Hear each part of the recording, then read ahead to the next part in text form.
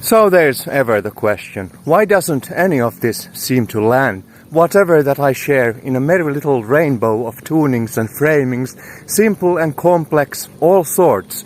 Am I, like, fundamentally oozing out toxic fumes or what? Or are we playing an encore of the Son of Man must be rejected by his generation or what? I get that exposure is limited when I refuse to play the mind flayer game of the algorithm, where I upload a video, the ancient vehicle of enlightenment, and YouTube wants to show it to that handful of people looking for 88 model of Chrysler wagon with extra headlights. Okay.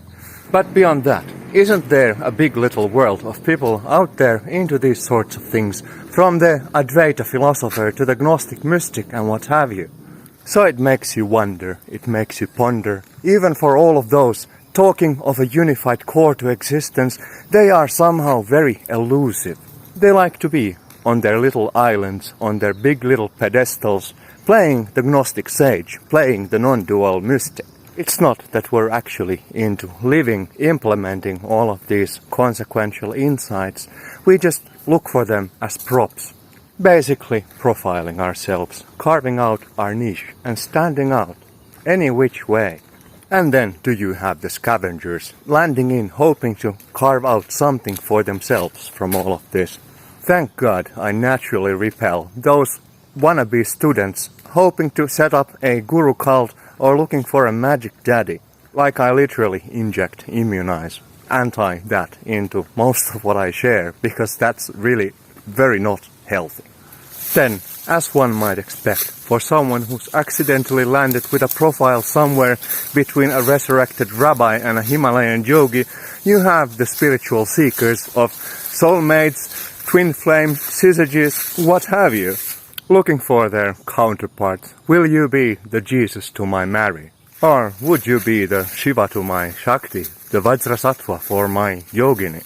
All of that mere identity craft. Whoever that has released the first tether of their egos, and how they all seek validation through coupling. Even that gnostic sage, even that non-dual philosopher, they need to have a significant other to validate what they experience. So that's a pass. Thank you.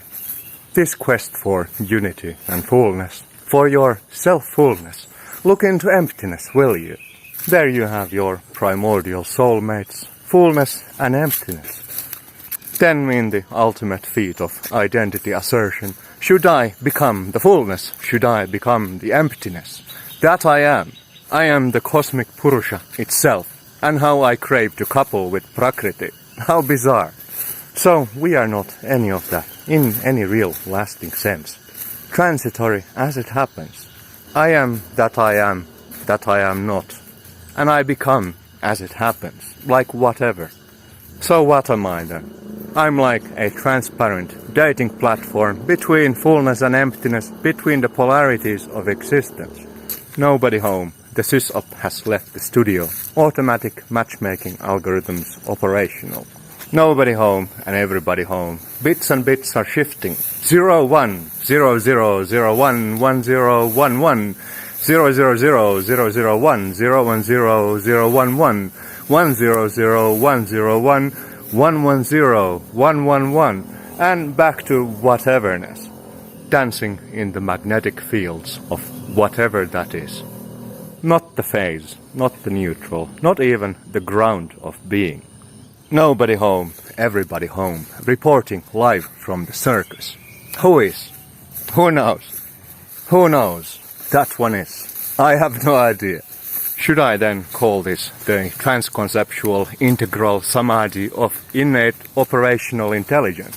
Or perhaps the syzygetic divine love mediatrix for ultimate existential reconciliation? Transdimensional weavers of the self-organizing fabric of fundamental reality? Or maybe just a bunch of this and that, tit for that, quarreling and making up again, trying to be civilized specimens of consciousness? So that's all very entertaining and hilarious there. But alas, nobody cares. Everyone's already tuned in to the cosmic nevermind. So that's all, folks. I'm heading home. Just munching up the final bits and pieces, then taking an itsy bitsy little poop and end of line. And if there be a continuum of enlightened thought forms left behind in my wake, taking care of the poops I left behind, then whatever. But like basically done and done. Toodly-doo. Okay. One final smoke for the road, because I'm secretly a dragon in the wheels of time, or like whatever. You can let go of that inner matrix of baggage. Take a breath under clear blue skies. Life as it is.